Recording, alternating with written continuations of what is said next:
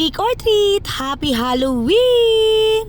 Yes mga shilalabs! For today's video, i-share ko sa inyo ang nabili ko online. Si Anya. Ayan na nga, ito na nga. Meron na siya include na wig at saka costume ni Anya.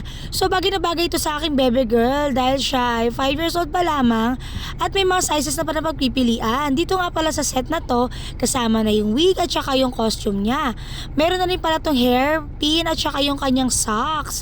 Yes mga shilalab, so ready na si baby girl namin na pumunta ng mga malls para sa kanyang trick or treat. At sobrang happy nga ng baby girl namin, kinikilig-kilig pa dahil isusukat na raw niya for the very first time ang kanyang favorite cartoon character na si Anya, ang mahilig sa mani.